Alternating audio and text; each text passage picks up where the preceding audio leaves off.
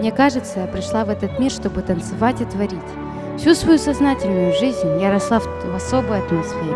В атмосфере любви, увлеченности и преданности к такому прекрасному искусству, как балет. Меня даже бабушка назвала в честь ее любимой балерины Алисии Алонсо. Моя бабушка Посельская Наталья Семеновна, основатель якутской балетной школы. Вся ее жизнь была неразрывно связана с балетом. Я очень люблю театр, обожаю сцену и зрителей. Запах костюмов, канифолия, реквизитов. Они всегда вызывают во мне трепет и волнение. Еще маленькими мы стали участвовать в спектаклях театра оперы и балета.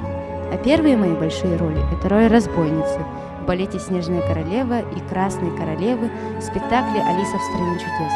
Сейчас готовлю роль Удаганки в первом классическом национальном детском балете «Сказочная долина». Чтобы достичь еще больших успехов, я занимаюсь ежедневно, оттачивая каждое движение. Люблю процесс творчества, который создает новое произведение искусства. Я мечтаю стать известной, танцевать любимые партии в спектаклях театра.